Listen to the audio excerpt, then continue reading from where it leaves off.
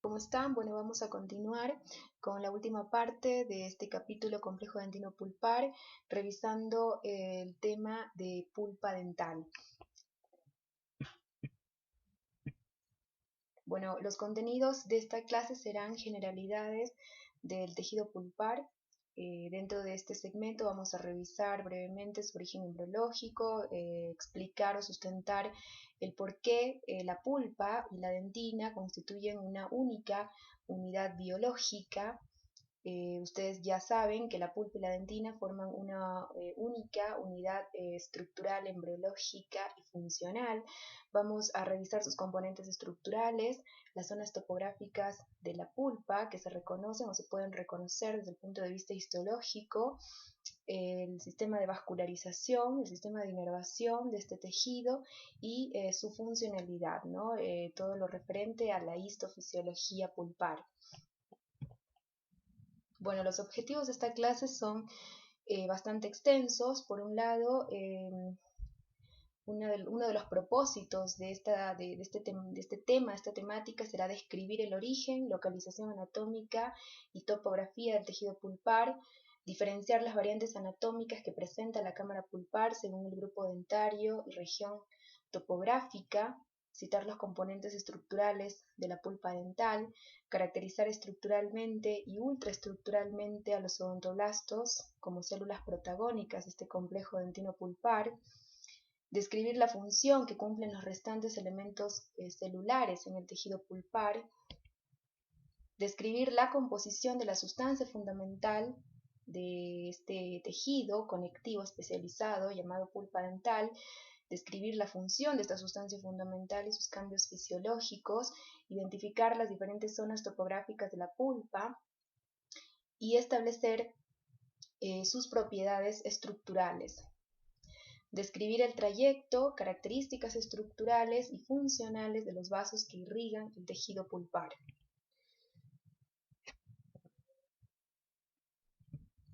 Además, otro de los objetivos que plantea esta clase serán describir los tipos de inervación que presenta la pulpa dental, diferenciar la inervación autónoma de la sensitiva, tanto a nivel estructural como funcional, describir las actividades funcionales de la pulpa dental y citar los cambios que puede experimentar o que sufre este tejido con el paso de los años, con la edad.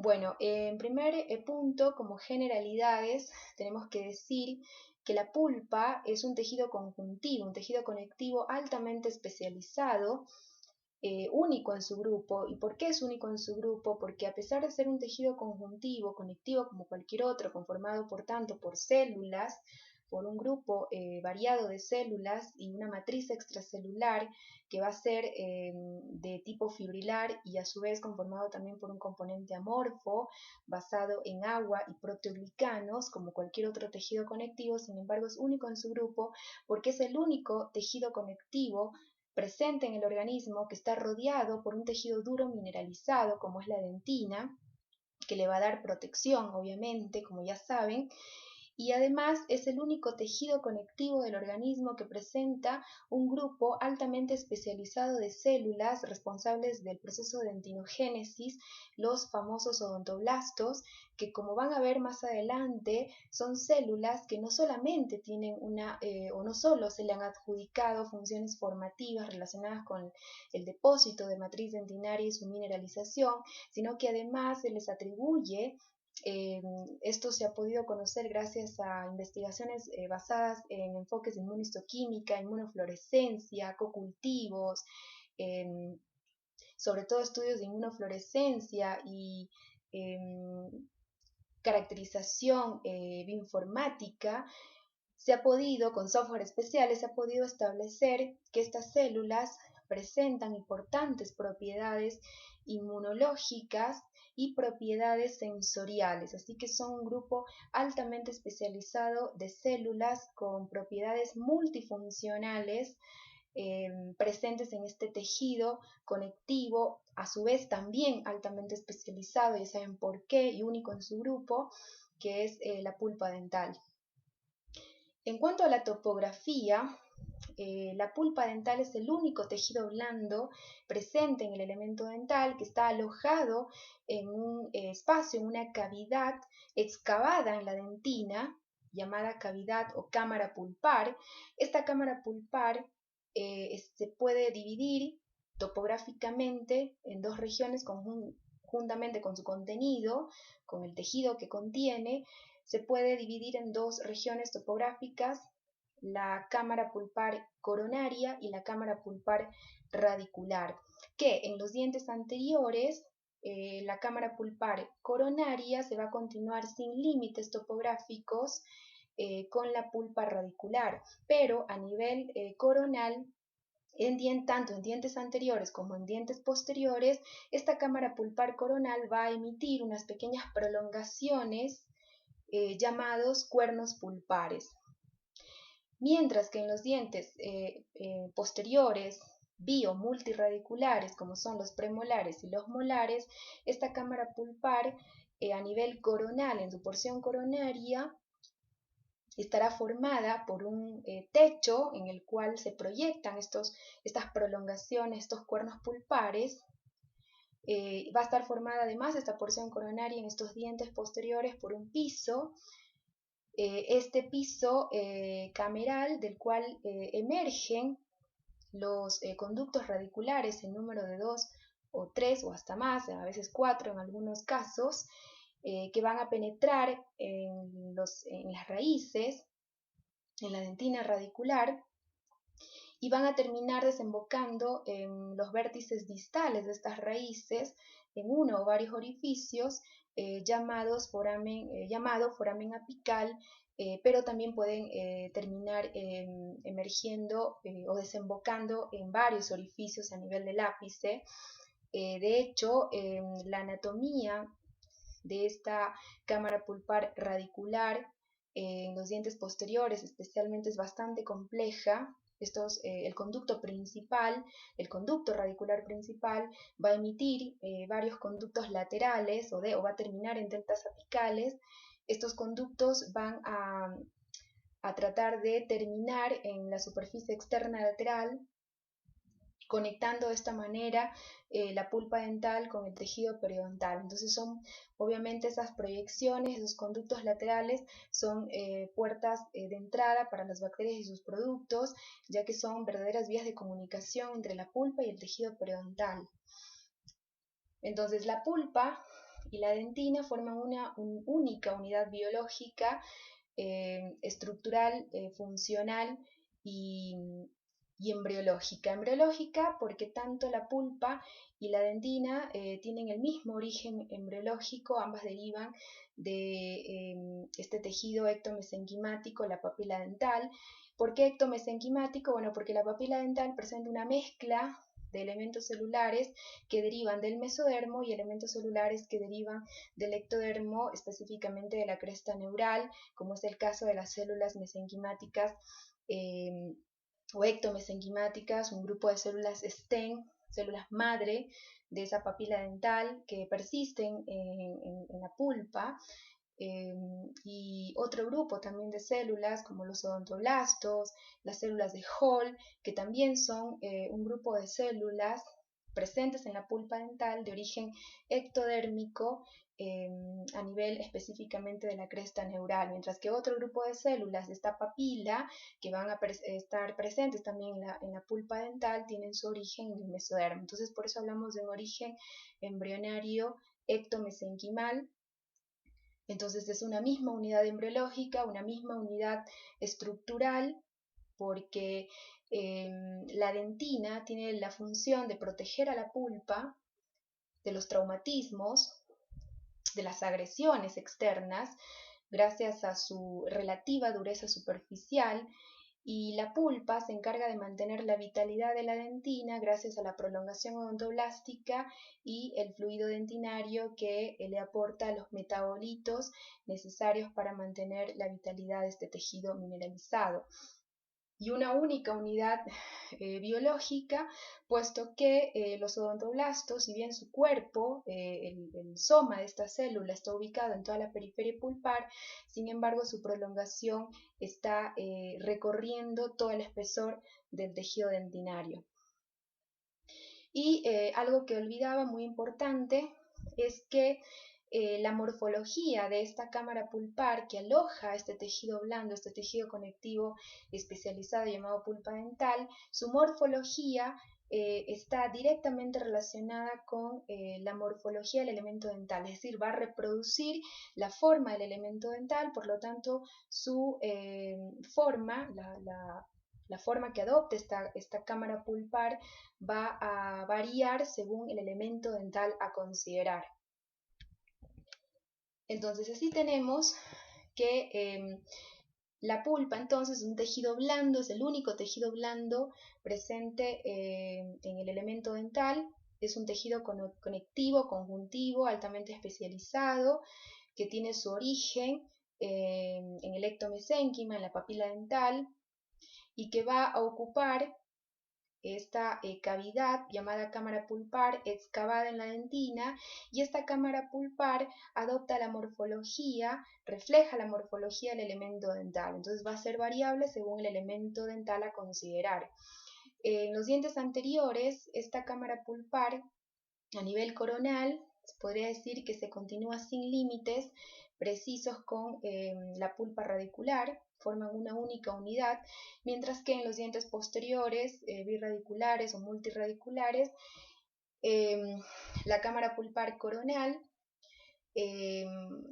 se continúa con la pulpa radicular, pero con límites bastante precisos, ¿sí? Es decir, a nivel de la región coronaria, esta cámara pulpar va a presentar un techo donde emergen estas proyecciones llamadas cuernos pulpares, que también están presentes en los dientes anteriores, va a presentar un piso, y de este piso van a emerger los conductos radiculares que se forman a partir de la vaina de Herwin, y estos conductos radiculares entonces van a penetrar, o sea, esta cámara pulpar radicular va a penetrar en la dentina radicular y va a terminar desembocando en el vértice distal de las raíces a nivel de uno o varios orificios llamados forámenes apicales. Entonces recordar que la pulpa en su porción coronaria va a tener a nivel de los dientes posteriores un techo, un piso y prolongaciones o proyecciones llamados cuernos, que también están presentes en los dientes anteriores, y la pulpa radicular corresponde a la porción tisular, a la porción de tejido que se aloja exclusivamente a nivel de los conductos radiculares. Entonces, como les dije, a partir de la vaina epitelial de Herwin se determina la forma y el número de raíces y conductos que va a presentar un elemento dentario. Todo elemento dental va a presentar un conducto principal, pero también de este se pueden generar conductos laterales o accesorios que le van a dar una complejidad variable que tiende a ser mucho más importante en los dientes posteriores, y estas proyecciones laterales, estos conductos laterales o accesorios, los vamos a reconocer especialmente a nivel del tercio apical de las raíces, los cuales van a terminar desembocando en la superficie lateral externa de la raíz, y obviamente ponen en contacto, ponen en comunicación a la pulpa dental con el tejido periodontal, ¿no? Constituyendo verdaderas vías de diseminación de bacterias y sus productos desde la pulpa hacia el periodonto y viceversa.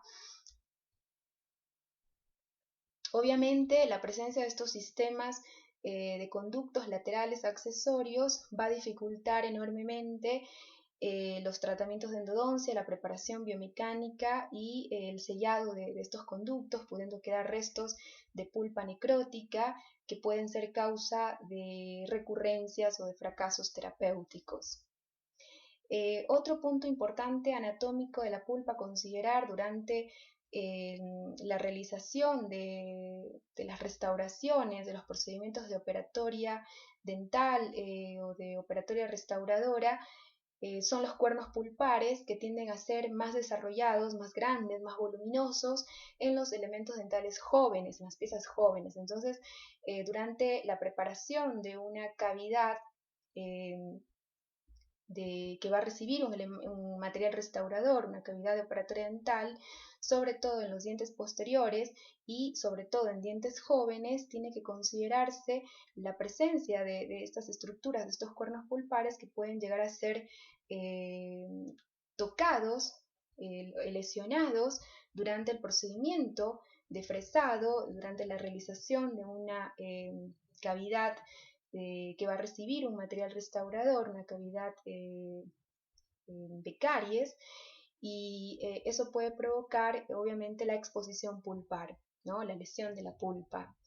Así que son estructuras anatómicas que tienen que ser consideradas, por un lado, los cuernos pulpares en dientes jóvenes especialmente, y durante la realización de tratamientos de endodoncia tiene que considerarse la complejidad anatómica que exhiben los conductos radiculares a nivel de los tercios apicales de las raíces.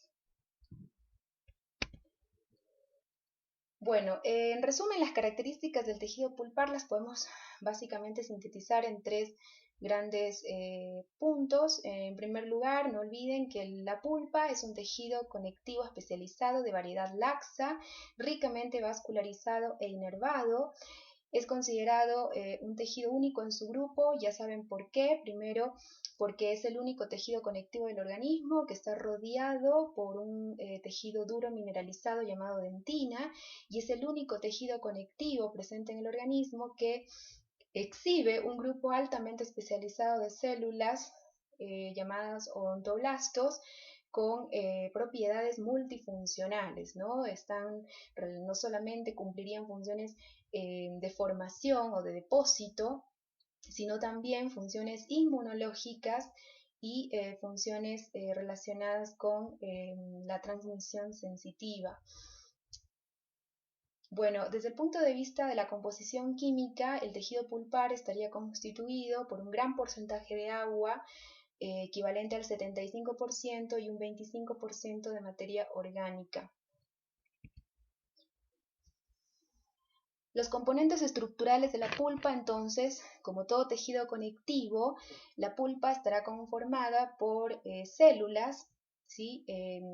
La pulpa es un tejido que no posee un solo tipo celular, sino son varios los tipos de células que podemos encontrar en este tejido, pero de todas ellas ya saben que las más especializadas y las más importantes o fundamentales de este tejido son los odontoblastos, la capa de células odontoblásticas, y por otro lado la matriz extracelular. Como todo tejido conectivo, la pulpa indudablemente tendrá también esta matriz extracelular, la cual estará constituida por fibras y por sustancia fundamental, ¿no? Entre los elementos fibrilares se reconocen fibras de colágeno, fibras reticulares, fibras elásticas, y la sustancia fundamental amorfa, que es una mezcla de agua y de proteoglicanos, ¿no? Los proteoglicanos son estructuras que tienen un centro proteico del cual emergen ramificaciones laterales de glucosaminoglicanos.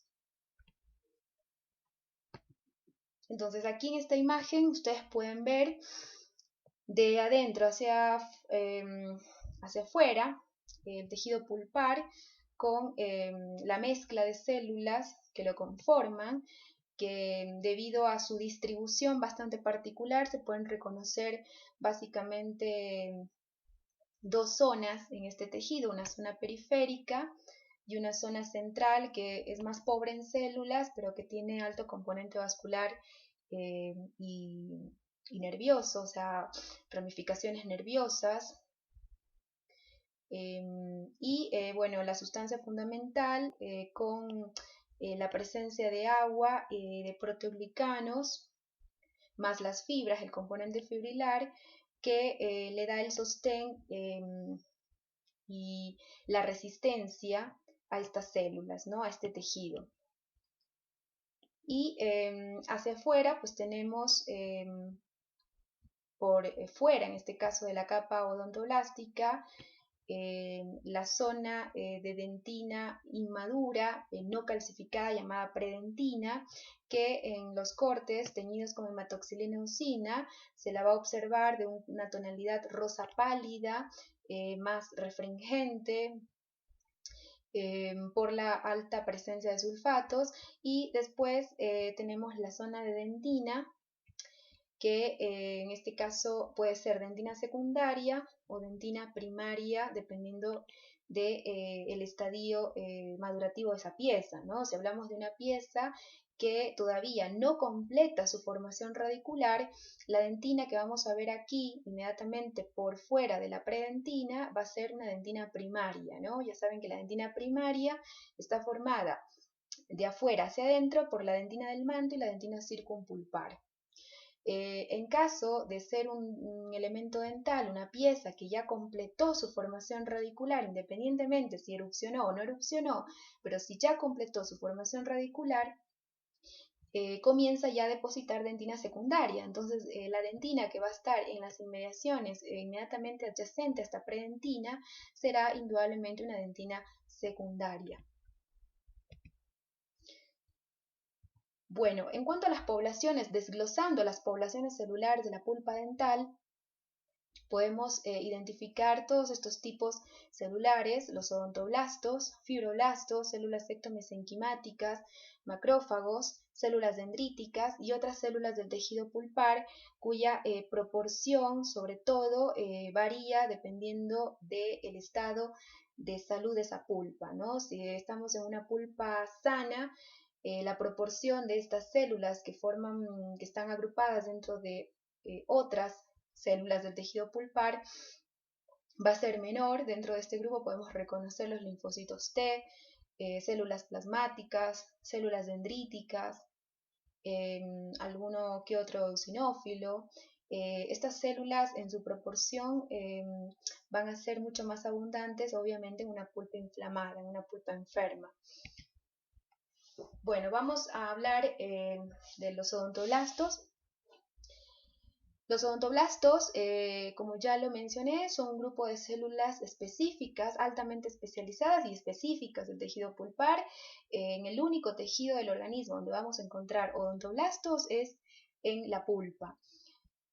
Y estas células, como ya saben, pertenecen tanto a la dentina como a la pulpa, ya que su cuerpo, el soma de estas células, está ubicado en toda la periferia, en la parte más periférica de la pulpa, y su prolongación odontoblástica, que está inmersa en la dentina, atraviesa la predentina y además atraviesa todo el espesor dentinario, digamos, desde la predentina hasta aproximadamente 0,2 a 0,7 milímetros, según el estado madurativo de la pieza dental, aunque hay investigaciones que establecen que la prolongación odontoblástica o fibrilla de Thomes en su longitud podría llegar hasta la conexión amelodentinal, aunque eso, la longitud estaría, según investigaciones, estaría relacionada con la edad de la pieza dental. Aparentemente en piezas jóvenes la prolongación odontoblástica podría llegar hasta las inmediaciones de la conexión amelodentinal, y en piezas dentales seniles, donde ya está disminuida su actividad celular, probablemente la longitud de esta prolongación odontoblástica esté disminuida, esté acortada, y por esa razón hay estudios que han detectado que la longitud de esta prolongación odontoblástica puede llegar hasta 0,2 a máximo 0,7 milímetros desde la porción donde termina el cuerpo, es decir, desde la base de la prolongación odontoblástica. En cuanto a su disposición, estos odontoblastos están ubicados en empalizada, de tal manera que forman una capa de células de aspecto epiteloide. De ahí que por su disposición estas células pueden simular a nivel de la región coronaria un epitelio cilíndrico pseudoestratificado, y a nivel de la región coronaria estas células serían pues más abundantes tanto en número como en tamaño, más importantes en número y en tamaño. Se habla de que en la región coronaria, respecto a la zona radicular, a la zona de la pulpa radicular, los odontoblastos estarían en un número de aproximadamente 45.000 células por unidad de superficie por milímetro cuadrado, mientras que en la pulpa radicular el número de odontoblastos disminuye de manera importante o significativa por unidad de superficie. Además, está descrito también que en la región coronaria, en la pulpa coronal, los odontoblastos exhiben un tamaño celular mucho más alargado, son células verdaderamente columnares que tendrían aproximadamente 40 o hasta 50, 60 micras de longitud, mientras que en la zona radicular la forma primeramente de estas células cambia respecto a la pulpa coronal. Se ha descrito que a nivel de la zona intermedia o zona del cervical de la pulpa, estas células adoptarían un aspecto más cúbico o cúbico alto, terminando en células aplanadas a nivel del ápice, es decir, a nivel de la pulpa radicular en su porción apical, de tal manera que en definitiva, a nivel de la zona radicular, estas células se disponen simulando un epitelio cúbico simple o un epitelio plano simple, dependiendo de la zona. A nivel de la zona radicular intermedia, los vamos a ver más como células cúbicas o cúbicas altas, mientras que a nivel de la porción apical, ¿sí? Pulpa radicular en el tercio apical, estos odontoblastos se van a disponer formando o simulando más bien un epitelio plano simple. Es decir, que las células dejan de ser alargadas y se vuelven más aplanadas. Entonces, en este esquema ustedes pueden ver que a nivel de la porción coronaria, la disposición de estos odontoblastos, recuerden que los odontoblastos como célula diferenciada, madura, postmitótica, un odontoblasto es una célula que perdió totalmente su capacidad de dividirse por mitosis y adquirió capacidad secretora, ¿sí? Es una célula completamente diferenciada, completamente madura, que ya no tiene capacidad de dividirse por mitosis, ¿sí? Estas células, independientemente de la zona topográfica de la pulpa, están ubicadas formando una pared, ¿sí?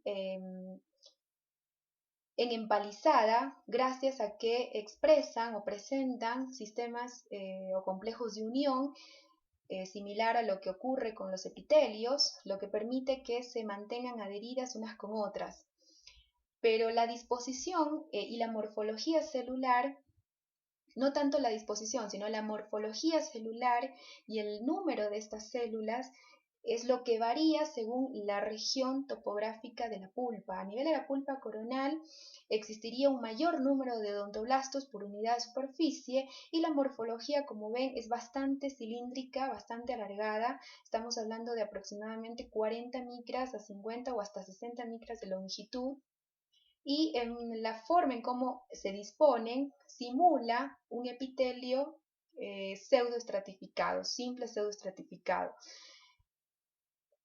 Mientras que en la porción radicular está descrito que el número de odontoblastos por unidad de superficie disminuye ostensiblemente y además demuestran una morfología diferente que tiende a ser más similar a un epitelio cúbico simple, a nivel sobre todo de la zona intermedia de la pulpa radicular, mientras que a nivel de la pulpa radicular apical, estas células se volverían más aplanadas todavía.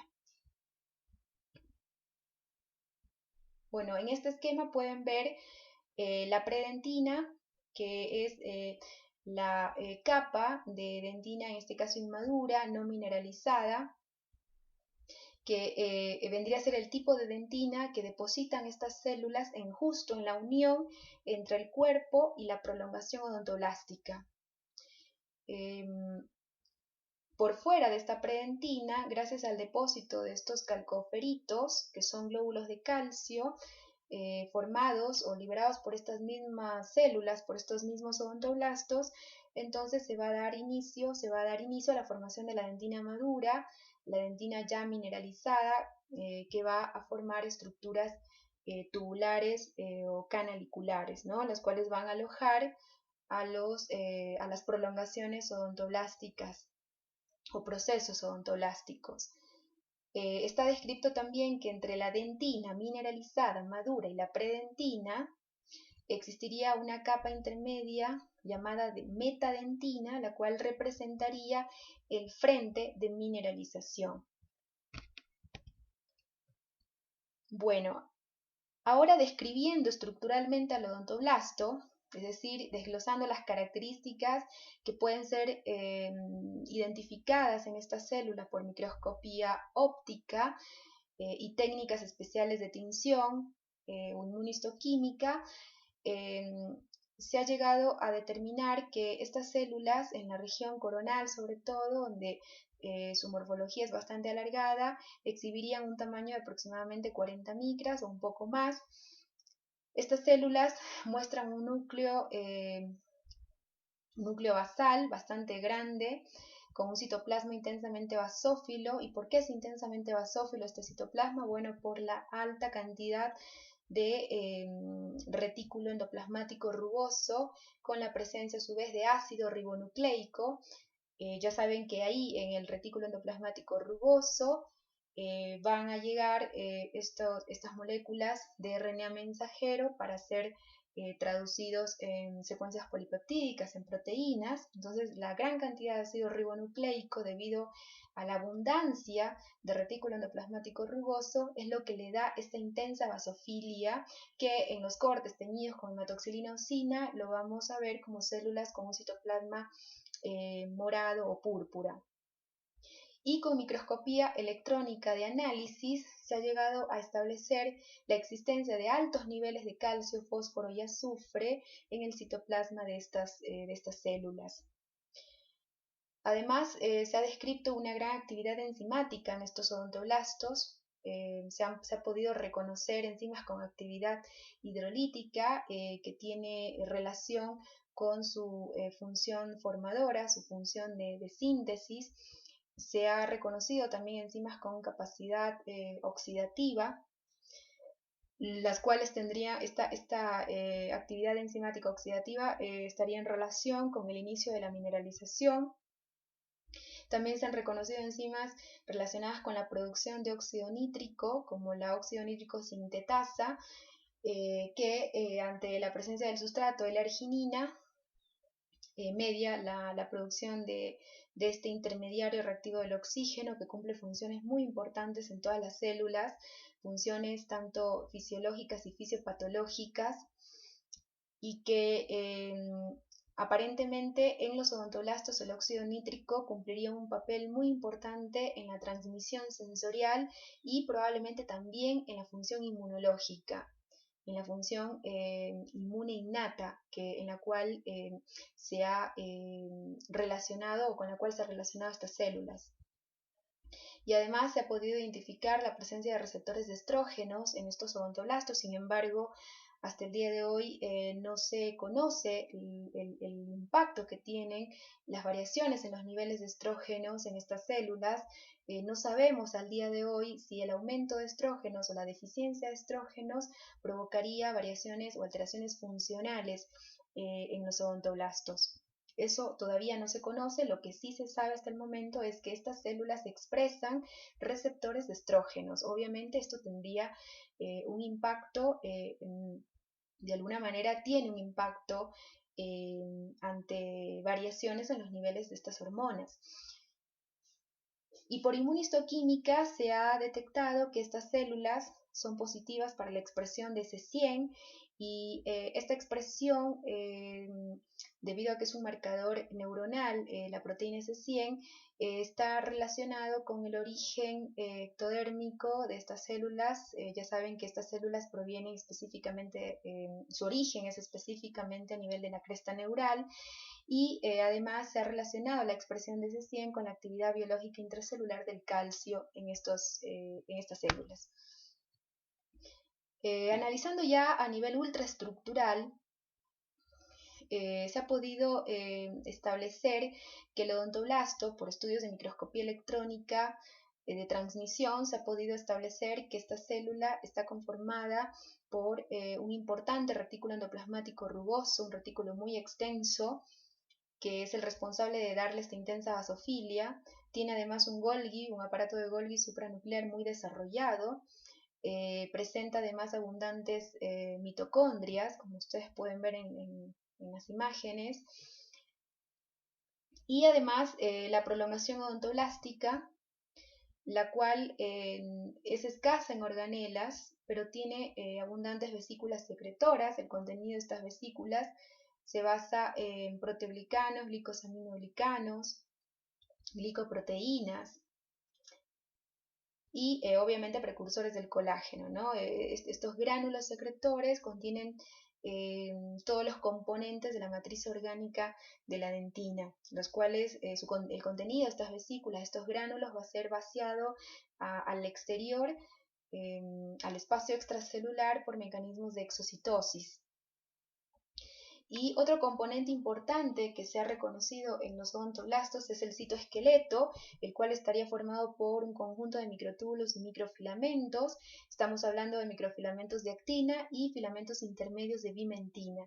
Estos últimos serían los más abundantes en estas células, y tanto los microfilamentos de actina como los filamentos intermedios de vimentina serían los responsables de determinar de mantener, no determinar, sino mantener la forma de estas células, de darle la estabilidad, la resistencia a la prolongación odontoblástica, y además son los responsables también de formar este famoso velo o pared terminal, este terminal web,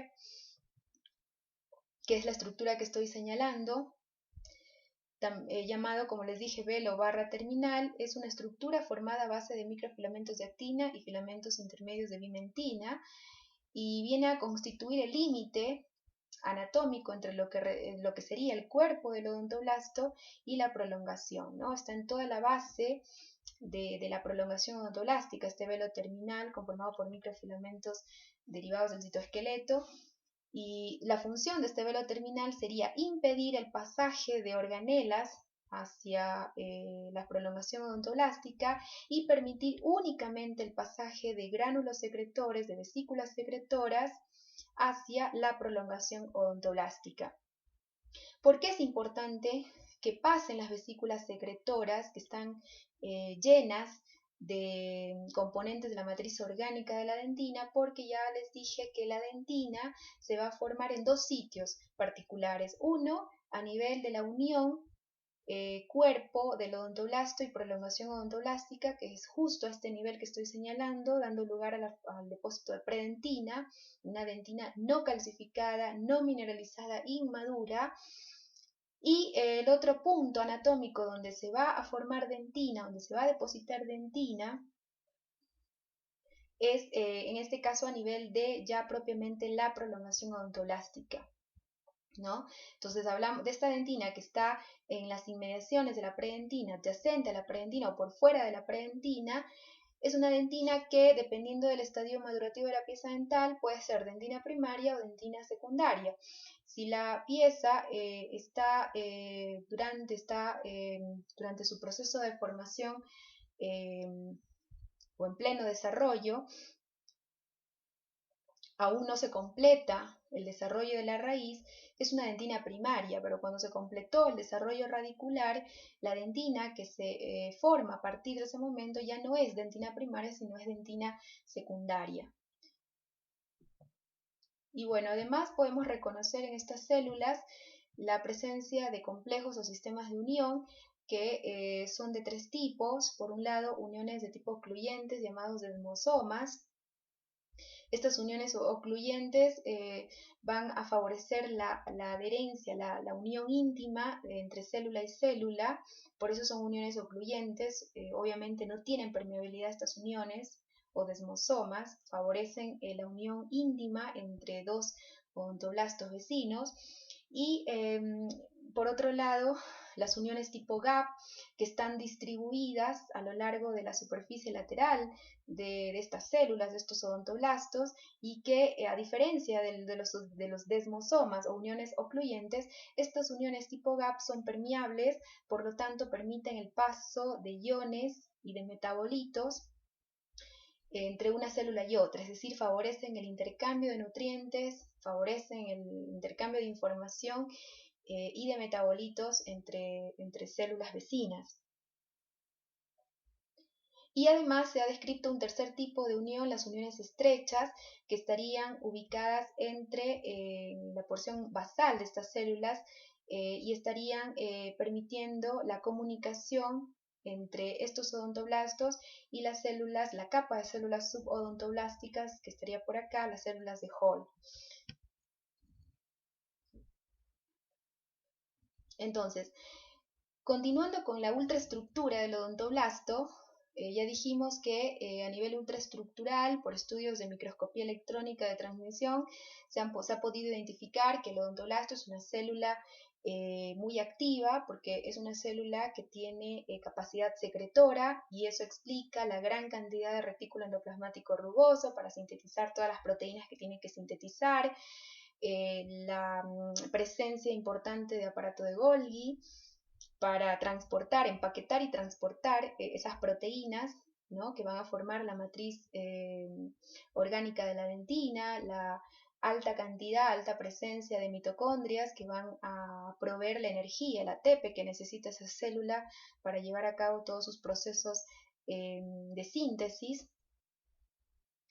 Pero además, otro de los componentes que vamos a poder evaluar en mayor detalle, sobre todo con microscopio electrónico de transmisión, va a ser indudablemente la prolongación odontoblástica y sus ramificaciones laterales. Recuerden que hablamos en la clase anterior que la prolongación odontoblástico, proceso odontoblástico, fibrilla de Thomes, emitía también ramificaciones laterales, al igual que los túbulos dentinarios, y a través de estas ramificaciones estas prolongaciones odontoblásticas mantienen comunicaciones e intercambio de sustancias, de nutrientes, de metabolitos. Bueno, ¿qué contienen estas prolongaciones? Bueno, ya les dije, lo que contienen son gránulos maduros. Estos gránulos contienen o albergan precursores de colágeno, van a albergar todos los demás componentes de la matriz orgánica de la dentina, como son los glicosaminoglicanos y variedad de glicoproteínas.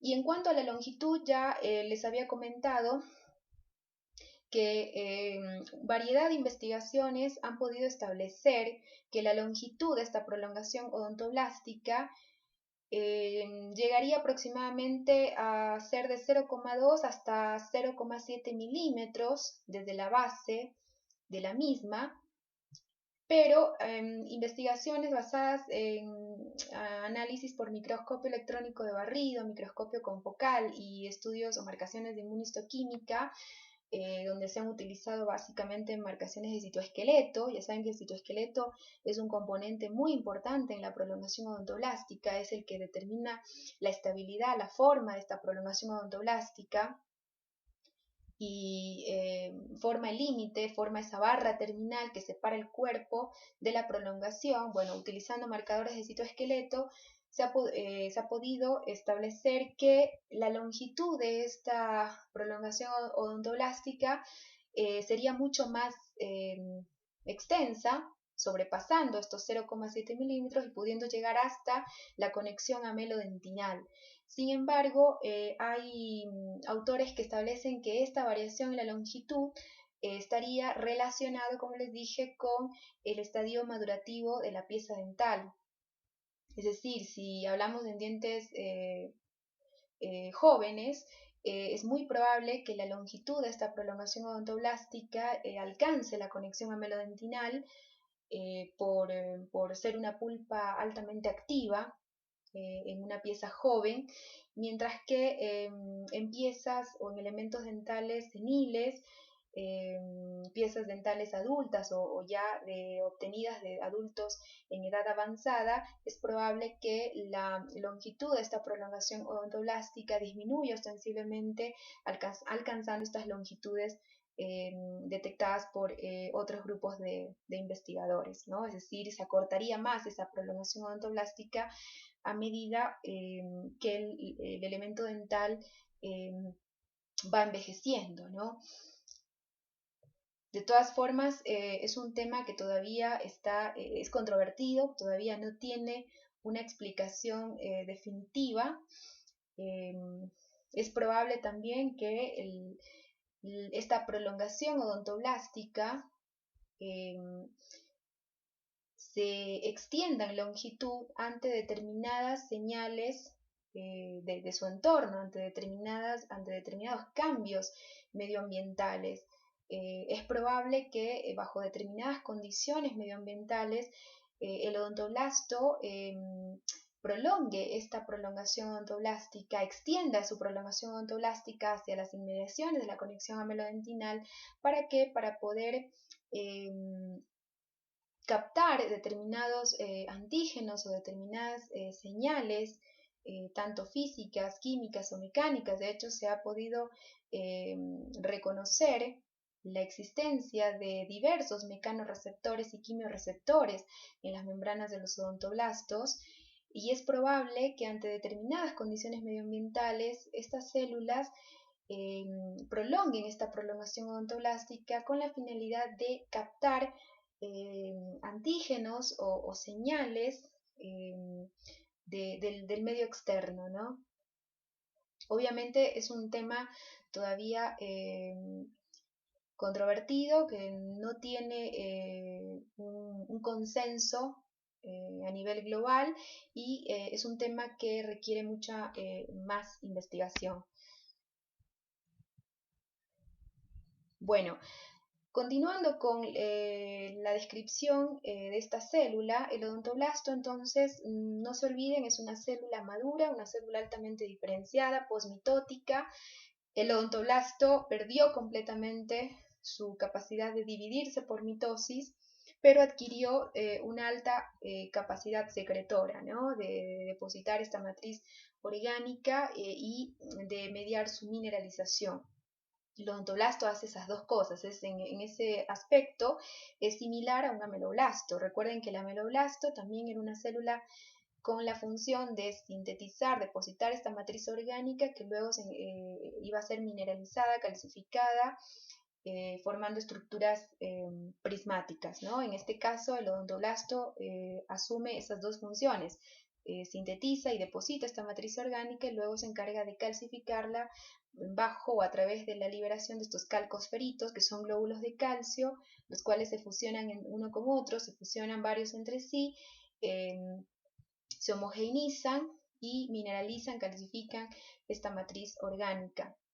Los defectos, recuerden, en la fusión, en la mineralización de esta matriz orgánica, daban lugar a la formación de los famosos espacios de Cermak, ¿no? O de dentina interglobular, que la encontrábamos hacia la periferia de la dentina, entre la dentina del manto y la dentina circumpulpar, ¿no? Y específicamente a nivel de la dentina coronal.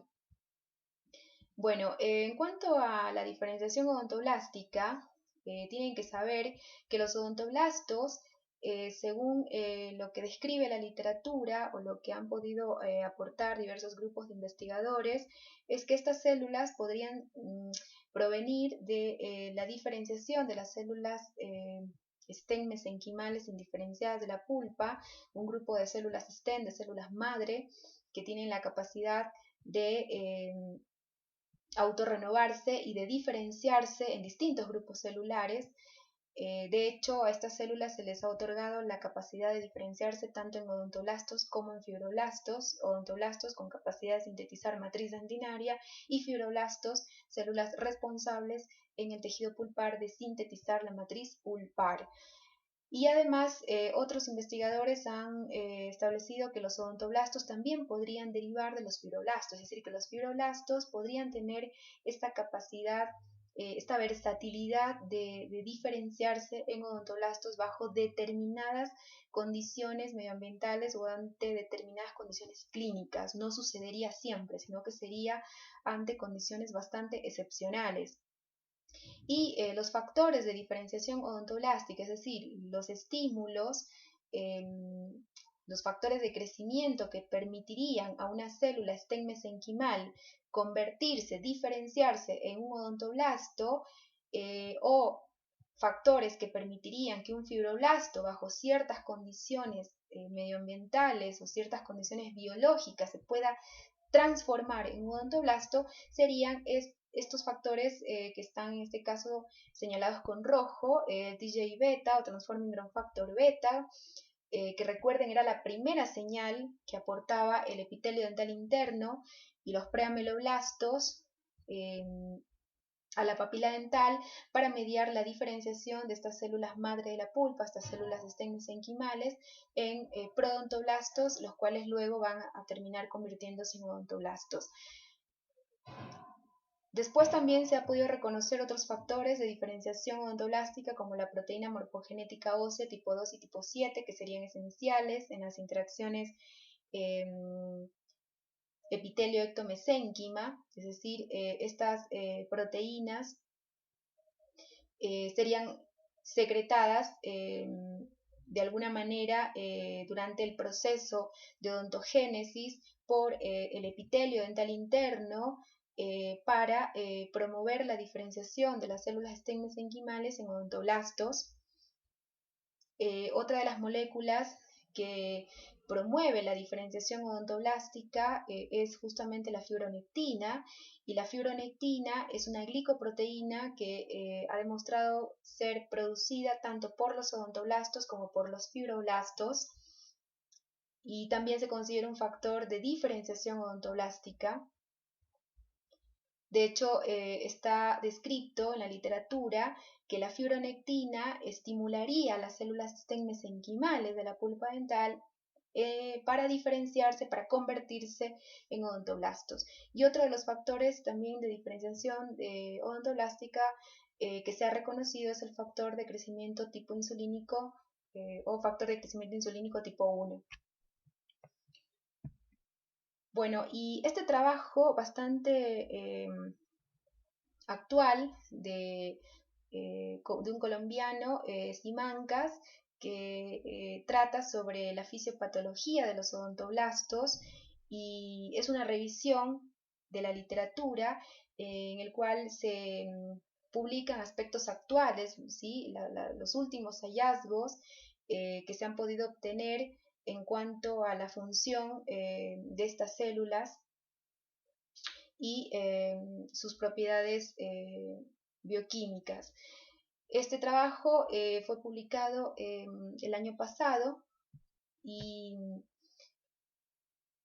del mismo se obtuvo esta imagen en el cual ustedes pueden reconocer más, de una manera más profunda, la forma en cómo se disponen estas células, esta capa de odontoblastos. Ya dijimos que los odontoblastos se disponen en empalizada gracias a sistemas de complejos o sistemas de unión, complejos de unión, que son de varios tipos, las uniones ocluyentes o desmosomas, que permiten la adherencia de las células, ¿no? Y permiten que estas células se puedan disponer formando una pared, formando una empalizada, simulando una estructura epitelial, simulando un tejido epitelial, ¿no? Entonces son células de aspecto epiteloide, justamente por la expresión de estas uniones ocluyentes o desmosomas que le permite adherirse una con otra formando una empalizada, una pared.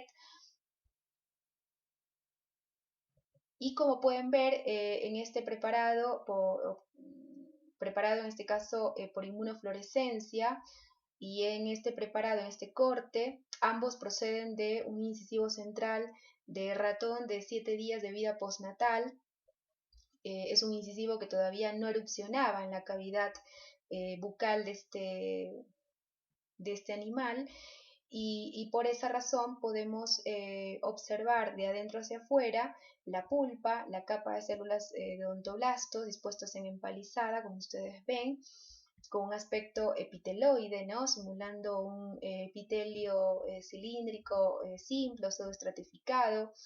La predentina, que es en este caso la capa de dentina inmadura no mineralizada, ubicada entre la zona de odontoblastos y la dentina madura, dentina que en este caso va a ser una dentina primaria, porque es un diente que todavía no completó su formación radicular.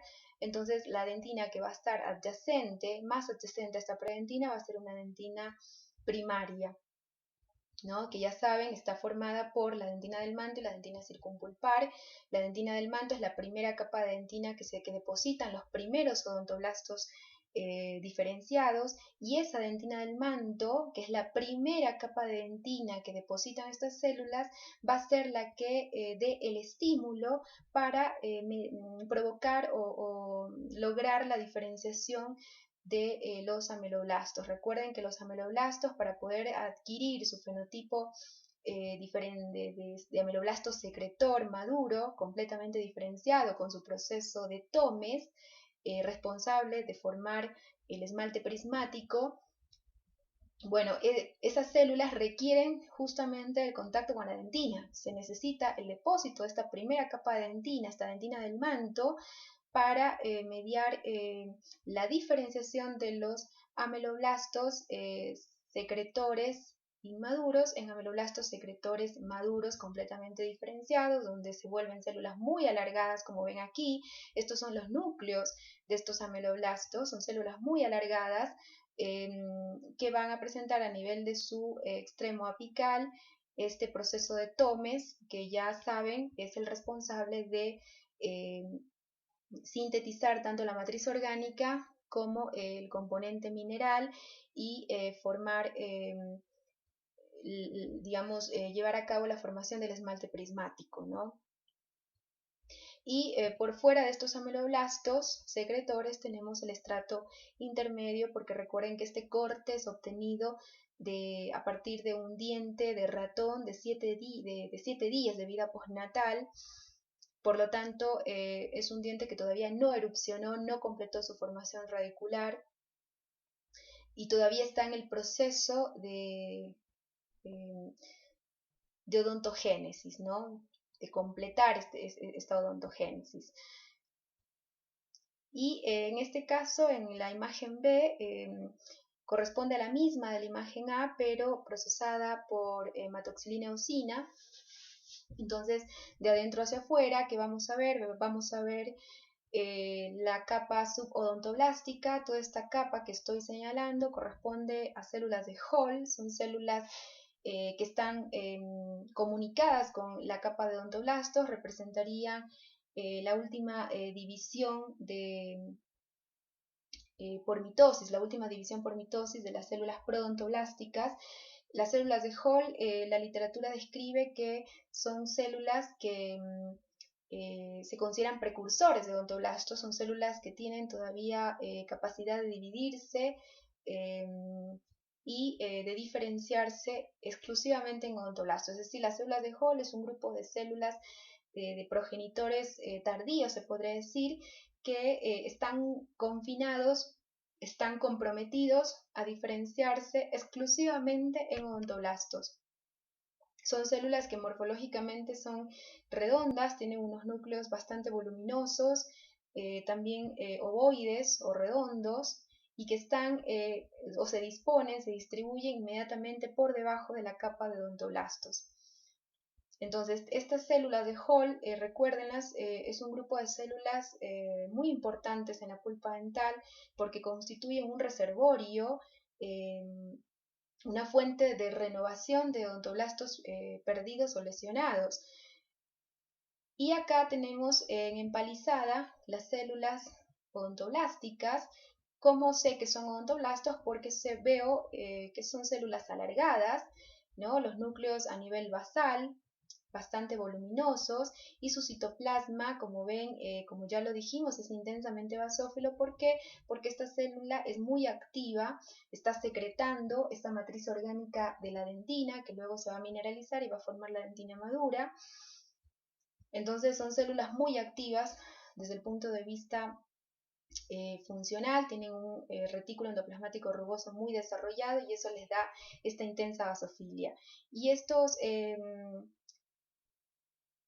áreas eosinófilas, que las vemos aquí marcadamente eosinófilas, que se disponen en el espacio intraodontoblástico, según el estudio, corresponde con vasos sanguíneos capilares sanguíneos que llegarían a ubicarse entre los odontoblastos, ¿no? Que habitualmente están ubicados en la zona basal de Weil o zona oligocelular de Weil, y que por emisión de colaterales llegarían a ubicarse a nivel de este espacio intraodontoblástico, ¿no? Dando nutrición a estas células y a la prolongación odontoblástica. Y acá vemos la predentina, que ya saben que por hematoxilina eosina la vamos a ver siempre de una tonalidad rosada más pálida que la dentina madura, debido al alto contenido de sulfatos, y por fuera de la predentina, evidentemente la dentina ya madura, mineralizada, con túbulos dentinarios.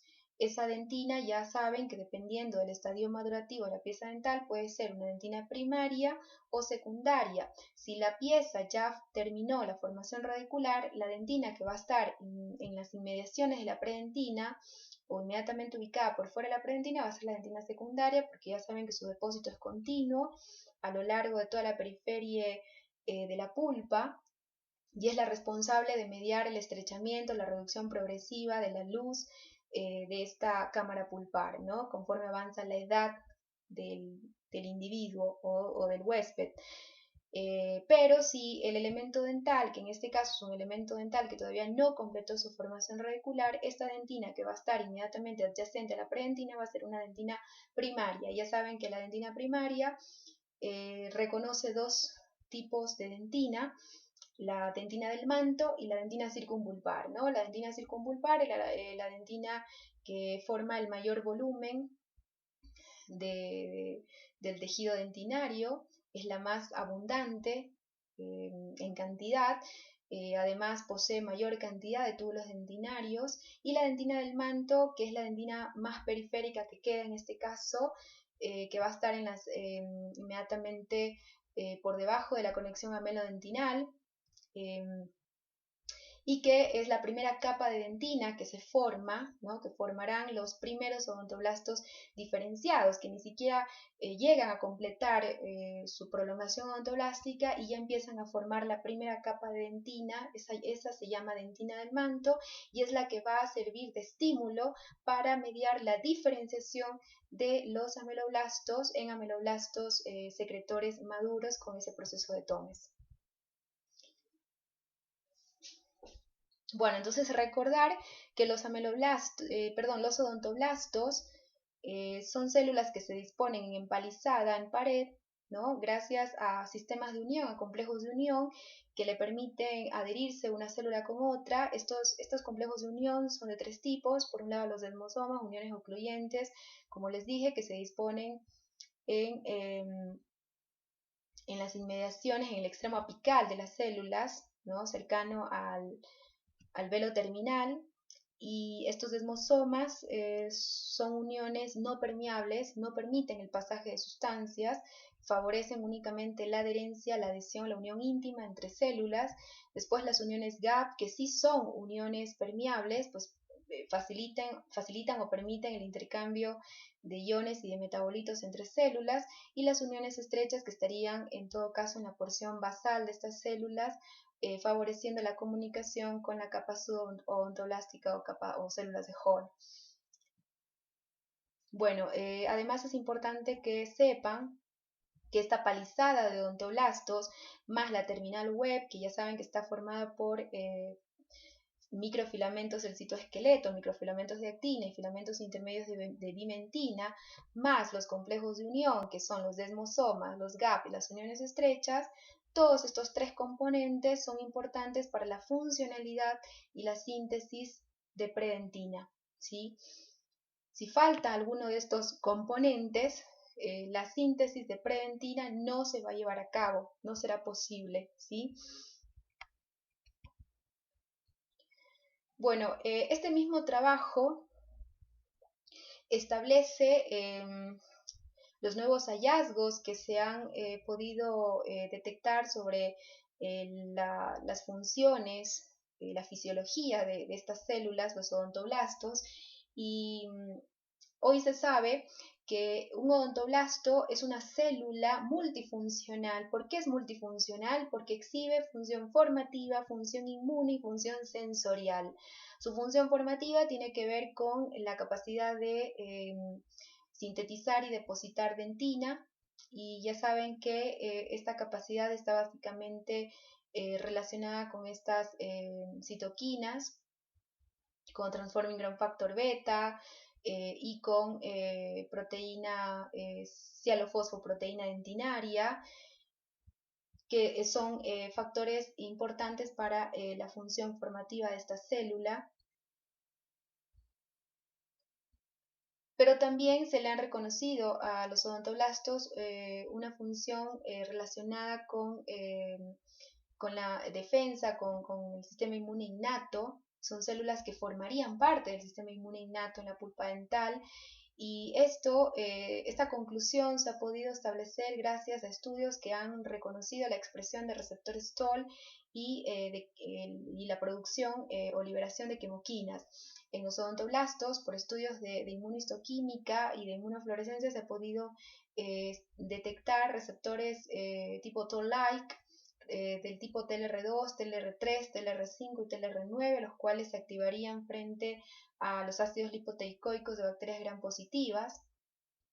Es decir, cuando estas células fueron expuestas a bacterias gram positivas, lo que se vio es que aumentaba la expresión de estos receptores, de estos toll-like receptors de tipo 2, de tipo 3, de tipo 5 y de tipo 9 en la membrana de los odontoblastos. Estos receptores TOL son receptores que no solo están presentes en las células específicas del sistema inmune innato, sino que también se expresarían en diversos tipos celulares, como en este caso los odontoblastos, permitiendo que la célula pueda sensar la existencia o la llegada de patógenos, ¿sí? De microorganismos, de bacterias. Y al parecer los odontoblastos se activarían fundamentalmente frente a bacterias gram positivas. También se ha demostrado en estas células la capacidad de producir o sintetizar quimoquinas del tipo CLC2 y CXL10. La CXL2 se sabe que es importante para mediar la llegada, para atraer hacia la zona odontoblástica células dendríticas, que son, ya saben por inmunología, que las células dendríticas son células presentadoras de antígeno profesionales, y también se ha reconocido la síntesis por parte de los odontoblastos de esta quimoquina, la CXL10, que sería importante para atraer hacia la zona odontoblástica células del tipo de linfocitos T. También se ha demostrado que estos odontoblastos tienen la capacidad de secretar variedad de péptidos antimicrobianos catiónicos y beta-defensinas. En cuanto a la función sensorial que se le ha reconocido a estas células, esta función pues está demostrada o está basada en la expresión en estas células de moléculas o glicoproteínas del tipo de la arrelina y la semaforina 7. Se sabe que la semaforina 7 es importante para guiar el crecimiento de esta fibra nerviosa amielínica aferente, que llega hacia la zona odontoblástica y que envuelve el cuerpo del odontoblasto y la prolongación odontoblástica, y que se extendería aproximadamente hasta 200 micras de la longitud del proceso odontoblástico. Es decir, se ha reconocido que el odontoblasto es en gran parte el responsable de que se produzca, de que se dé la inervación del complejo dentino-pulpar, es decir, la llegada de fibras nerviosas aferentes amielínicas desde la zona oligocelular de Weil, esa zona basal escasa en células, pero que presenta tanto terminales nerviosas y vasos sanguíneos. Desde ese lugar, estas terminales nerviosas, estas ramificaciones nerviosas amielínicas aferentes llegarían hasta la capa odontoblástica gracias a esta semaforina que es producida, es una glicoproteína producida por estas células y que sería el estímulo o la guía para que esas fibras nerviosas sensitivas, aferentes, amielínicas, puedan extenderse y puedan llegar hasta esta zona, hasta este nivel, es decir, desde la pulpa, en todo caso, desde la pulpa periférica, estas fibras podrían extenderse hasta la prolongación odontoblástica, pero guiadas y estimuladas por esta proteína que secretan o que producen los odontoblastos, la semaforina 7. Y otra glicoproteína que también se ha reconocido en estas células es la relina, y la relina actuaría como un factor de adhesión, favoreciendo justamente la permanencia de esta fibra sensitiva a lo largo del odontoblasto. De hecho, esto se ha podido demostrar por estudios de colocalización tras cocultivos de odontoblastos con células de los ganglios trigeminales. Se pudo establecer por estudios de inmunofluorescencia que la relina era una glicoproteína que colocalizaba justamente en la unión, en plena unión entre los odontoblastos y las células de los ganglios trigeminales. Bueno, en definitiva, lo que ustedes tienen que recordar es que el odontoblasto es responsable de la inervación que presenta el complejo dentino-pulpar. ¿Por qué? Porque secreta dos tipos de moléculas, por un lado la relina y por otro lado la semaforina, que permiten que el conjunto de terminaciones nerviosas sensitivas aferentes que están ubicadas en la periferia de la pulpa se extiendan, puedan crecer, o sea, se puedan extender en longitud y puedan llegar hasta esta zona odontoblástica, inclusive rodeando a la prolongación odontoblástica y puedan mantenerse estables, adheridas a esta célula, ¿sí? Entonces, es importante el odontoblasto para mediar la función sensorial del complejo dentino-pulpar. Por lo tanto, el odontoblasto tiene función sensitiva sensorial, no solamente por la capacidad de mediar la inervación de este complejo dentino-pulpar, sino también porque se ha demostrado la expresión en la membrana de estas células de variedad de mecanorreceptores y quimioreceptores, como la molécula TREC1, por ejemplo, cuya expresión se ha determinado que es mucho más abundante o importante a nivel de los odontoblastos de la pulpa coronal y su expresión sería prácticamente ausente en los odontoblastos de la pulpa radicular, y de hecho esto de alguna manera está relacionado con la inervación del complejo dentino-pulpar. Pues estudios demuestran que esta inervación del complejo dentino-pulpar sería importante, abundante en la pulpa coronal y escasa en la pulpa radicular. Es decir, que la función sensorial de los odontoblastos se concentra mayormente en la pulpa coronal.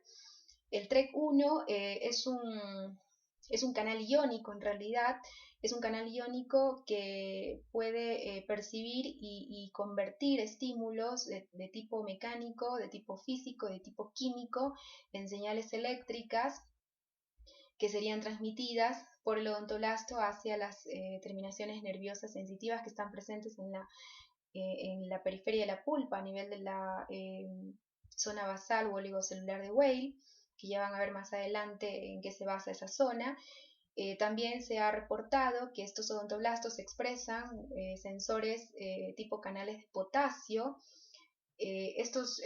Todos estos actuarían como mecanorreceptores y quimioreceptores, estos canales iónicos como TREC1, canales de potasio, Estos canales, de hecho, son sensibles a variaciones en el medio extracelular, a variaciones en los niveles de calcio. Cuando se activan estos canales de potasio frente a estímulos físico-mecánicos o químicos, lo que se permite es la salida de potasio, y al parecer cuando aumentan los niveles extracelulares de potasio gracias a la activación de estos canales de potasio frente a estímulos físico-mecánicos o químicos, lo que pasaría es que aparentemente los niveles elevados de potasio a nivel extracelular favorecerían la despolarización de la membrana y la transmisión del impulso nervioso a nivel de esta fibra nerviosa o a nivel de las fibras nerviosas que rodean a este odontoblasto, ¿sí?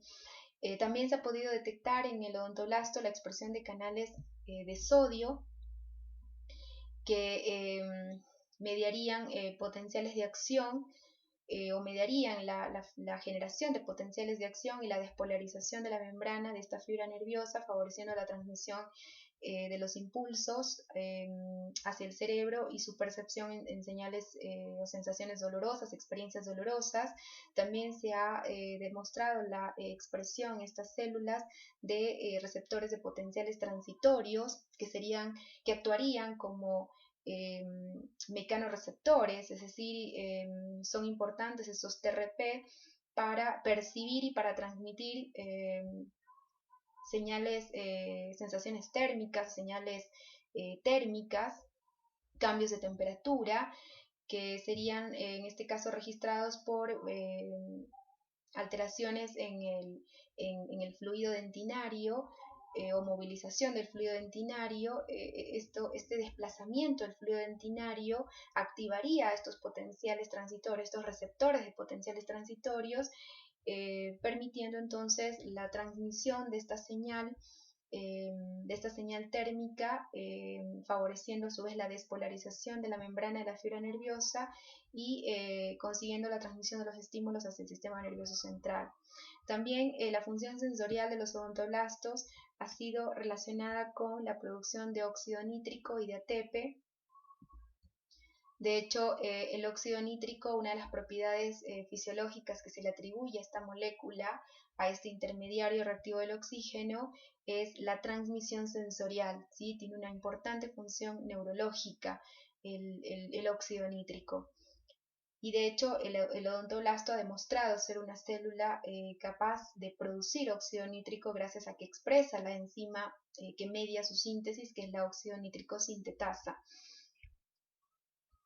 Entonces, como ustedes ven, en definitiva, el odontoblasto es una célula multifuncional que exhibe no solamente una función formativa vinculada a su capacidad de síntesis y depósito de dentina, sino que además es una célula que por haber demostrado en diversos estudios de investigación la expresión de receptores Toll-like, producción de quimoquinas, producción de péptidos antimicrobianos, formaría parte del sistema inmune innato de la pulpa dental,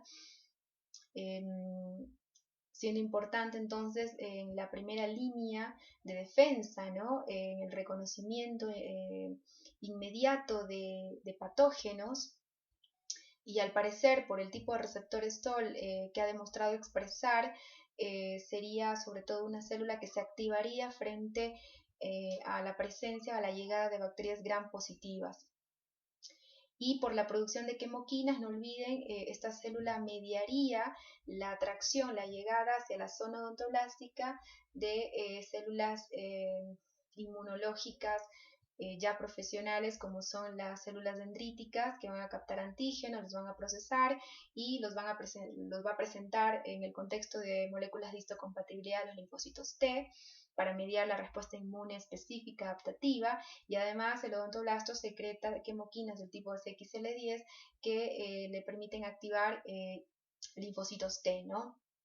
Y la función sensorial, que estaría en este caso determinada, condicionada por la expresión de una serie, un conjunto amplio de mecanorreceptores y quimiorreceptores que permitirían que esta célula capte, sense variaciones de su entorno, y Estos mecanorreceptores y estos quimiorreceptores que expresa el odontoblasto le permitiría convertir esas señales físicas, químicas o mecánicas en señales eléctricas que podrían ser transmitidas hacia el plexo nervioso ubicado a nivel de la periferia de la pulpa.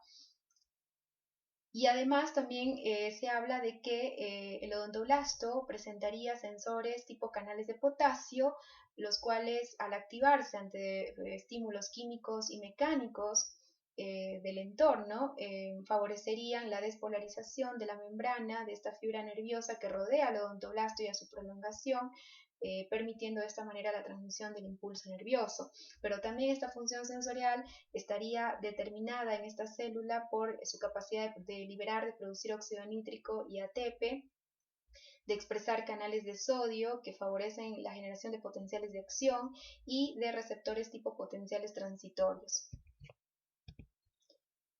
Bueno, en esta imagen simplemente para que observen que el odontoblasto junto con las fibras nerviosas amirínicas aferentes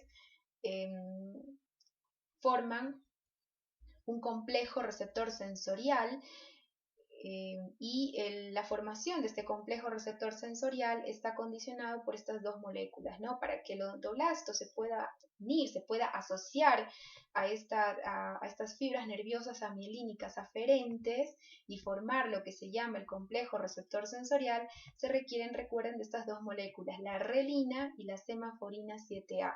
La semaforina actúa como un factor de crecimiento para estas fibras nerviosas, permitiendo que su longitud se extienda y lleguen a este nivel, y la relina actúa como un factor de adherencia, favoreciendo la estabilidad, la permanencia de estas fibras sensoriales alrededor del odontoblasto y la fibrilla de Thomas.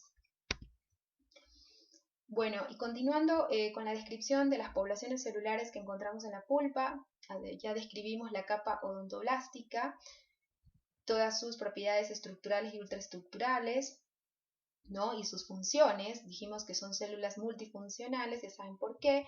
Ahora vamos a hablar de los fibroblastos. Los fibroblastos también es un grupo de células abundantes en la pulpa dental.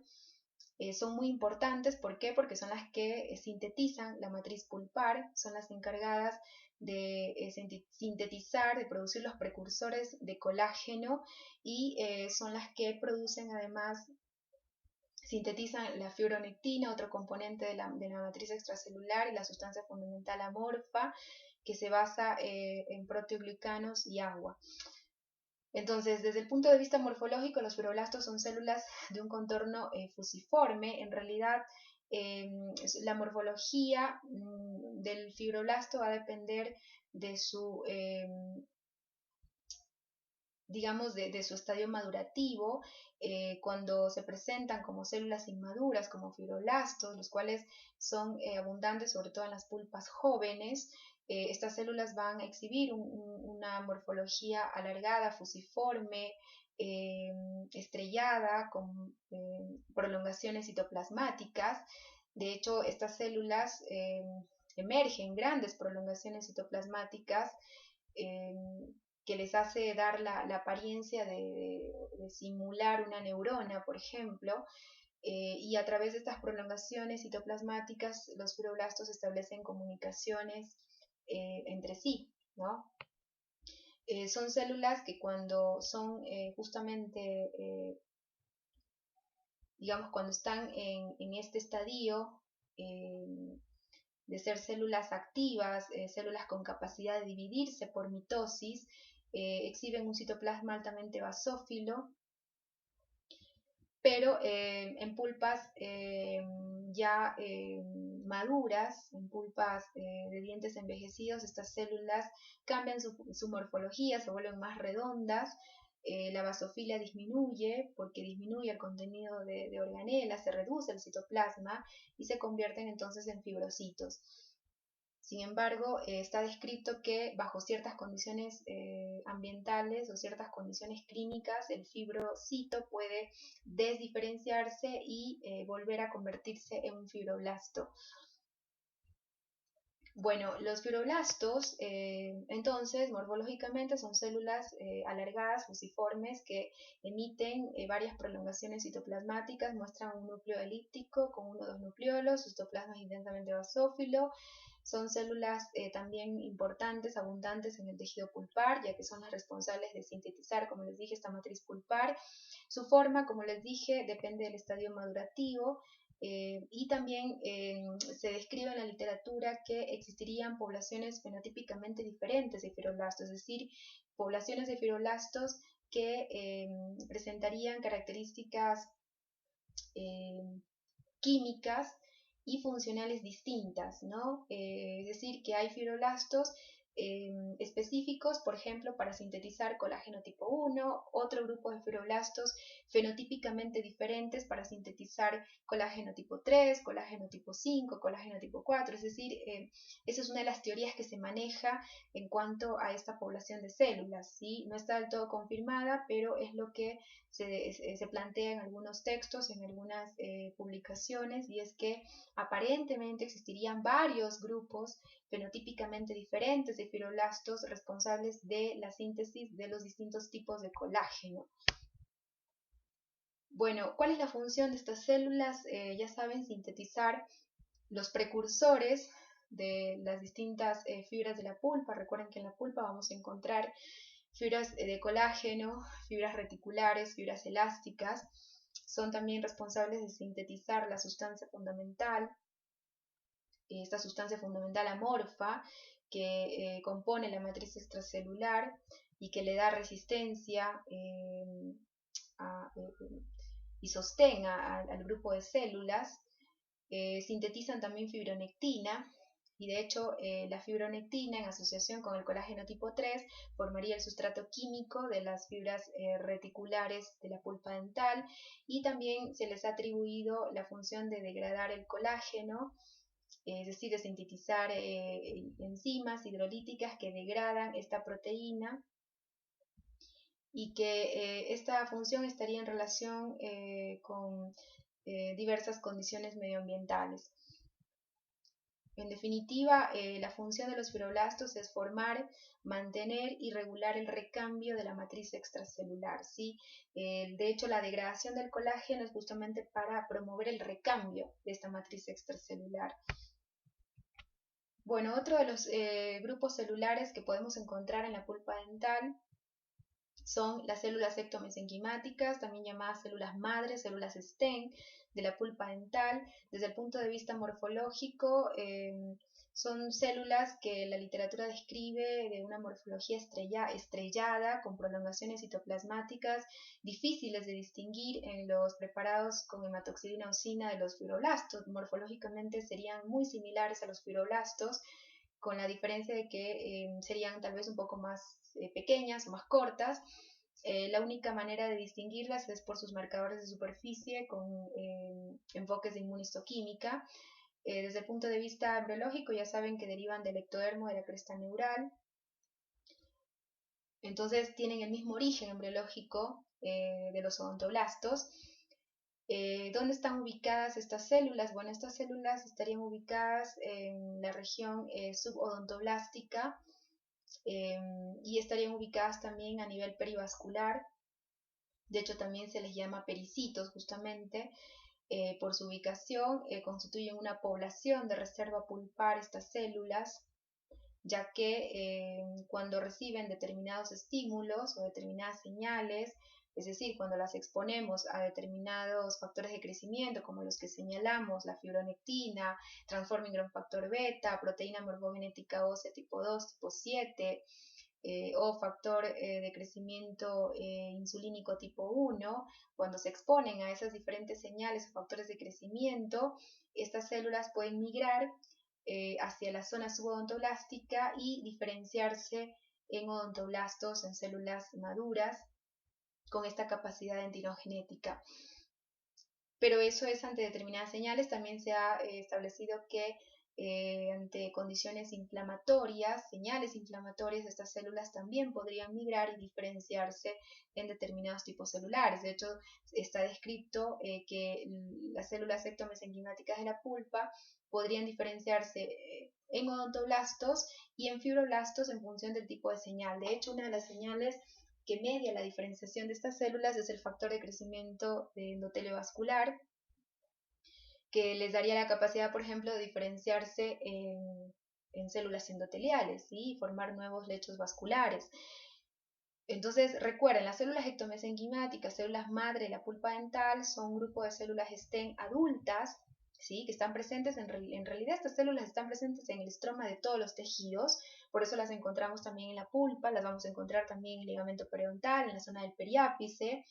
De hecho, estas células que están a nivel del periápice son muy activas, pueden diferenciarse en distintas líneas celulares, en fibroblastos, en osteoblastos, en cementoblastos y en odontoblastos, dependiendo de las condiciones del entorno. Pero las que habitan en la pulpa específicamente, esas células pueden diferenciarse en pericitos, pueden diferenciarse en odontoblastos, pueden diferenciarse en fibroblastos, todo depende de qué, depende de la señal que reciban. Bueno, los macrófagos son otro grupo de células que podemos encontrarlas en la pulpa dental. Son células inmunológicas, ya saben. De hecho, se los considera fagocitos profesionales a los macrófagos, junto con los polimorfonucleares neutrófilos. Forman parte del sistema inmune innato. Y estas células a nivel de la pulpa dental van a exhibir formas variables según sean fijos o libres. Los macrófagos fijos de la pulpa dental son los macrófagos residentes que derivan de los monocitos de sangre periférica que llegan al tejido pulpar, y cuando llegan al tejido pulpar esos monocitos entonces se convierten en macrófagos residentes. Los macrófagos residentes, también llamados histiocitos, son células fijas, no tienen capacidad migratoria, ¿sí? Su capacidad de fagocitosis es muy insignificante, mientras que los macrófagos libres son macrófagos que han adquirido estímulos inflamatorios o ante determinados estímulos infecciosos se activan estas células, se expanden, es decir, proliferan y adquieren capacidad de motilidad, tienen capacidad, adquieren la capacidad, la habilidad de migrar, de desplazarse, y además su capacidad fagocítica es más importante, más significativa cuando es un macrófago libre. Entonces, en la pulpa dental podemos reconocer macrófagos fijos y macrófagos libres. En una pulpa sana, en ausencia de señales inflamatorias o estímulos infecciosos, los macrófagos que vamos a encontrar son básicamente macrófagos fijos, macrófagos residentes o histiocitos que derivan de los monocitos procedentes de sangre periférica, pero ante estímulos inflamatorios estas células se van a activar, van a expandirse y van a adquirir capacidad de migrar, de moverse y van a adquirir mayor capacidad fagocítica. También la morfología de estos macrófagos varía según su estado funcional. Las células libres, que son células activadas, que han adquirido estímulos inflamatorios, van a mostrarse redondeadas con pequeños repliegues citoplasmáticos, ¿no? Pero su capacidad fagocítica está potenciada, mientras que los macrófagos que se disponen en la pulpa como células fijas, es decir, como macrófagos residentes o histiocitos, su morfología es más irregular por la presencia de largas prolongaciones citoplasmáticas y la capacidad fagocítica de estas células está disminuida. Son células fijas que están ancladas en el tejido pulpar, no tienen capacidad de moverse, de desplazarse. Estas células, con las técnicas habituales de tinción, hematoxilina eosina, no van a ser evidentes. Probablemente las podemos llegar a distinguir con hematoxilina eosina básicamente por la morfología de sus núcleos, que ya saben, el núcleo de un macrófago es un núcleo excéntrico, grande, voluminoso, que muestra una muesca simulando un riñón, pero básicamente estas células se pueden visualizar, se pueden distinguir con colorantes vitales como azul de tripán o tinta china, o se pueden llegar a reconocer también con técnicas de citoquímica enzimática como fosfatasa ácida.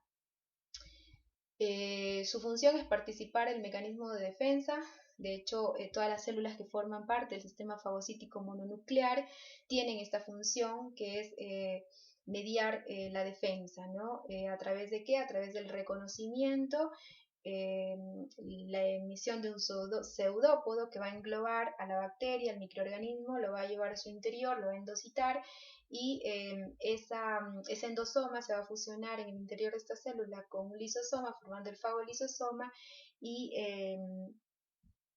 ese microorganismo fagocitado va a ser destruido dentro del fagolisosoma por la liberación de las enzimas hidrolíticas que tienen estos lisosomas y por la liberación de especies reactivas del oxígeno, ¿no? Entre ellas el óxido nítrico que tiene función microbicida justamente. Entonces, los macrófagos residentes de la pulpa dental o histiocitos son morfológicamente similares al monocito, son células cuando se presentan fijas, porque no están activadas, su morfología es bastante irregular, emiten prolongaciones citoplasmáticas, pero tras un estímulo inflamatorio, estas células inmediatamente proliferan y se expanden y adquieren capacidad quimiotáctica, adquieren capacidad de desplazamiento y su función de fagocitar va a ser mucho más significativa. ¿Cuál es la función entonces de estas células? Como toda célula del sistema fagocítico mononuclear, su función será remover bacterias y células muertas, pero también funcionan como células presentadoras de antígenos, aunque no son células presentadoras profesionales, ya saben ustedes, por inmunología, que las células presentadoras de antígeno profesionales son las células dendríticas. ¿Por qué? Porque son las células que tienen capacidad de migrar, de recorrer largas distancias y llegar a ganglios linfáticos adyacentes para presentar los antígenos en el contexto de las moléculas de histocompatibilidad de clase 1, de clase 2 a los linfocitos T. Entonces, estas células, si bien pueden actuar como presentadores de antígeno, pero lo hacen a nivel local, ¿sí? Básicamente presentarían antígenos a los linfocitos T de memoria que estén presentes en la pulpa, y juegan, por tanto, por todo esto, por su capacidad de fagocitar, de remover, eliminar bacterias, células muertas, ser presentadoras de antígeno, juegan un papel clave en la respuesta inflamatoria e inmune durante la pulpitis.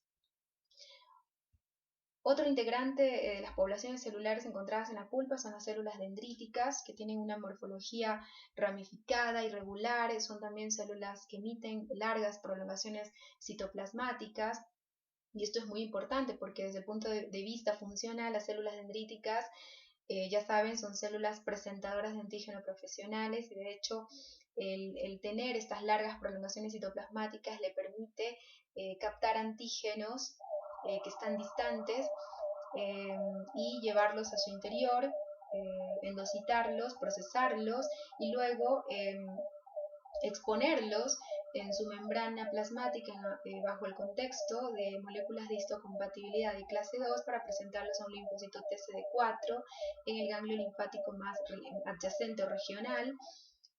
Para ello, la célula dendrítica obviamente tiene que madurar para poder presentar el antígeno. Esta célula madura justamente cuando está ubicada en los tejidos periféricos. La célula dendrítica expresa un fenotipo inmaduro, pero cuando es activada, cuando recibe una señal antigénica, inmediatamente comienza a migrar para desplazarse, alcanzar el ganglio linfático más próximo, y en ese trayecto va expresando un fenotipo maduro, ¿no? Que le va a permitir finalmente presentar el antígeno a los linfocitos TCD4. En la pulpa se dice que estas células se agrupan configurando una especie de retículo, y desde el punto de vista topográfico se disponen en dos zonas.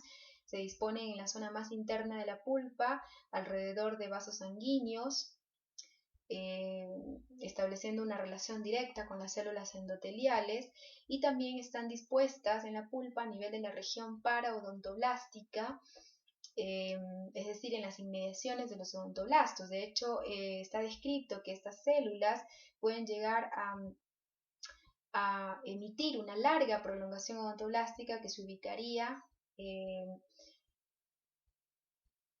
dentro del túbulo dentinario junto con la prolongación odontoblástica, es decir, estas células pueden llegar a ubicarse entre los odontoblastos, ¿no?, en el espacio periodontoblástico y emitir largas prolongaciones citoplasmáticas que llegarían a ubicarse inclusive hasta por dentro del túbulo dentinario en asociación con el proceso odontoblástico fibrilla de Thomes, con la finalidad de ¿qué? Con la finalidad de poder captar antígenos, llevarlos a su interior, endocitarlos, procesarlos e inmediatamente migrar hacia el ganglio linfático más próximo y presentar estos antígenos al linfocitos TCD4. Entonces es una célula, como ustedes ven, muy importante para iniciar la respuesta inmunológica específica, adaptativa, primaria, y con los macrófagos, o sea, en la asociación células dendríticas, macrófagos, median la respuesta inmune secundaria. La respuesta inmune específica secundaria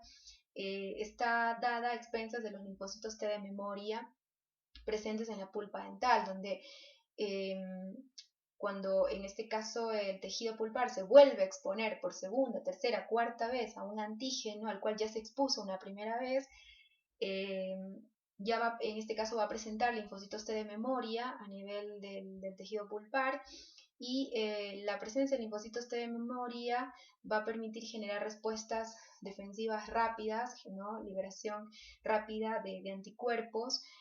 ¿Por qué? Porque los macrófagos en este caso del tejido pulpar, una vez activados, adquieren capacidad entonces migratoria, van a llegar hasta donde están los linfocitos T de memoria en el mismo tejido pulpar junto con las células dendríticas, y van a presentar los antígenos a estos linfocitos T de memoria, los cuales van a activarse frente a ese reconocimiento, van a expandirse clonalmente y van a diferenciarse en células T efectoras y células T de memoria.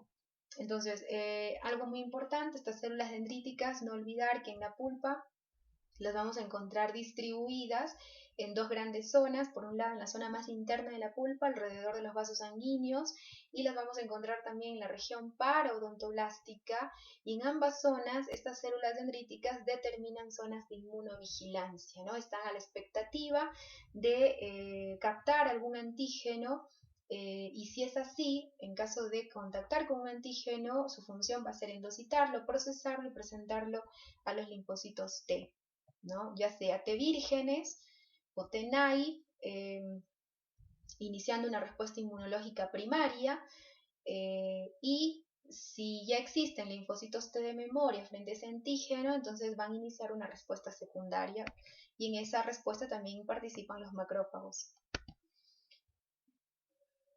Otras células del tejido pulpar que se han detectado, cuya proporción, como les dije inicialmente, varía ostensiblemente según el estado de salud de ese tejido pulpar. Se habla que en una pulpa dental humana sana podemos encontrar cantidades variables de linfocitos, de células plasmáticas y ocasionalmente eosinófilos y mastocitos. Estas células mencionadas serían más evidentes, su proporción aumentaría de manera importante en los procesos inflamatorios o patológicos de la pulpa dental. Y en cuanto al tipo de células, también se han descrito variaciones en función de una pulpa sana o una pulpa enferma. En una pulpa sana solo podríamos encontrar linfocitos T, mientras que en una pulpa enferma ya podríamos detectar tanto linfocitos T como linfocitos B, ¿no? Estos linfocitos B se van a diferenciar en células plasmáticas, productoras de anticuerpos.